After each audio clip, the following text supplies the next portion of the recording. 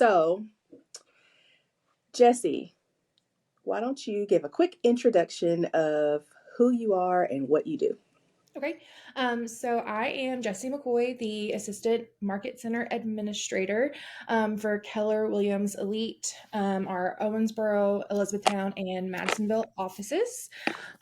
So I help not only our agents, but I also assist our leadership team and keep everything running as efficiently as possible to keep everyone on task and happy and communicating and just being that little piece of glue in the middle. Awesome. And for those who don't know, I'm Amber. I'm over all things operations in the KW world here in Owensboro and in E Town and in Madisonville. And so we're just going to have a conversation and see what we can come up with to try to help agents, um, new agents, existing agents, agents on a team. I think there's a lot of areas that um, we can provide some guidance in. So, Yeah. okay. Um, I think that let's one of the things that I think agents seem to struggle with in the beginning is earnest money. Do you want to talk about the earnest money process and like how that works at KW? What exactly happens from the time that they get that money from their client? Yeah. So I think earnest money, a lot of people tend to either overthink it or they get so wrapped up in the overthinking that they're like, okay, just I don't want anything to do with this. But it's really actually super simple because it's the back end where most of the stuff happens. So, as an agent or their admin, transaction coordinator, you have two jobs: get the money to the market center, and at closing, request the money be released. Those are your two biggest things. So getting it to the market center, you're either going to have the client drop it off at our one of our front desks, mail it into one of our offices, whichever office you're a part of, obviously. Or if they give it to you, you can bring it in.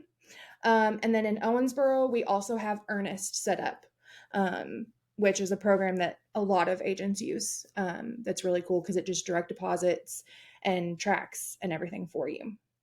What So once exactly? So, what is earnest? Tell me a little bit more about what that is.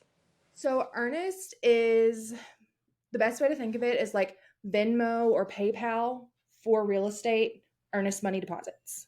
Okay. You send out a request, kind of like an invoice, to your client. They pay it through the link that goes to them, and then it deposits straight to us. And it has the address that the transaction is for, which agent requested it, the client's name. It has all of the crucial information right there. And you're not worried about a check getting lost or somebody not filling out a money order correctly and all that Mm-hmm. kind of stuff. So, I Earnest I is a really great. definitely think, yeah, I think that is a cool tool that a lot of people probably don't know about that exists. How would they go about setting that up? Are you able to help them set it up, or how would they do that? Yeah. So, if you're wanting to get into Earnest, um, send me an email and we will get you like your profile and everything set up. Um, Okay, right now, unfortunately, we only do it in Elizabethtown and or not Elizabethtown, Owensboro and Madisonville because our bank here in E Town doesn't allow Earnest at gotcha, the moment. gotcha. So we're working on Okay, that. But okay, because the escrow account is like federally regulated, it's taken a minute. So, gotcha. um, yeah, so we're Okay, working towards having it here. But yeah, Ernest in Owensboro and Madisonville is a great tool. love it. Okay, so then back to the paper check. So I've done my contract. My client has dropped their check off. So what actually happens to it when they drop it Yeah. off? Like, then what? So when they drop it off, it needs to have a couple crucial pieces of information. Obviously, client name, which if it's a personal check, it's going to have their name on it. But if they're getting like a cashier's check from their bank or a money order, it's not going to have their name.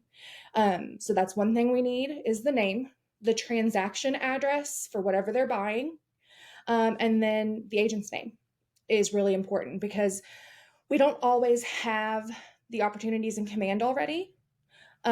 With the addresses, we'll have them maybe sometimes by name, or maybe we haven't found anything worth putting an offer in, so we haven't even started an opportunity in command yet.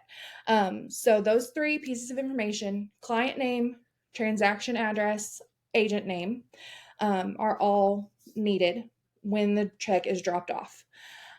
From there, the director of first impressions, whoever is at your desk, front desk, will scan the check. They will email a copy to you as the agent, so you have it.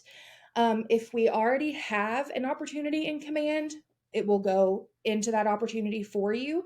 If not, like I said, you will have that emailed. You'll need to get that in there once you do create your opportunity.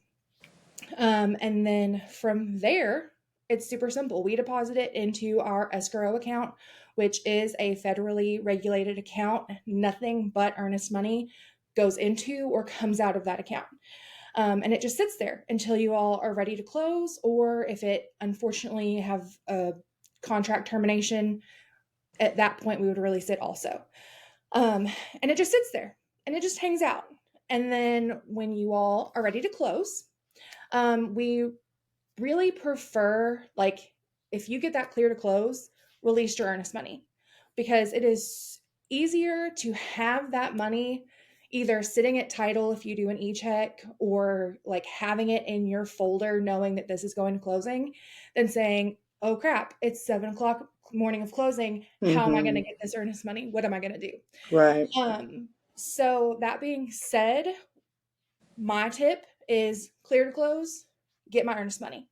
But we do ask that you have that earnest money release request in 72 hours prior to closing, especially because a lot of us do the e-check where we are sending that money directly to title, and we want to make sure that that gets to whoever it needs to go to.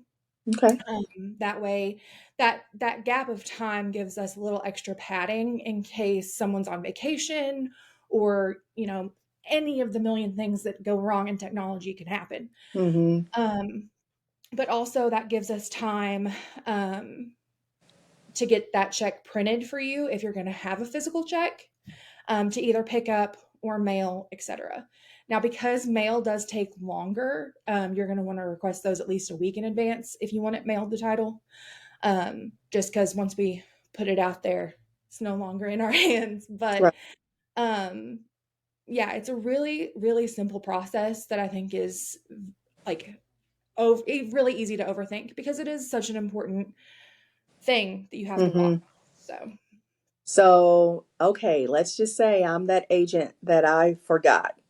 I forgot to request my earnest money, and I'm setting a closing, and they won't release my check, my commission check, because I don't have earnest money. Who do I call? What do I do? How do I get out of that situation? yeah. So, your first option, which is what you're going to honestly kind of hope for at that point, is that title can say, okay, we're just going to adjust your commission check and take it out of that, because it sounds kind of scary. It's like, holy crap, I'm paying this money. I don't want to pay this money, but you're Mm-hmm. not. Because as soon as you turn that commission check in to your front desk, or Rachel in Owensboro, or me here in E-Town, we're going to write a check from our Earnest account to the market center to put with that commission. So it's coming right back. You're not ever going to see that that money is not there other than on the physical commission check we bring in, but you're going to get paid that money.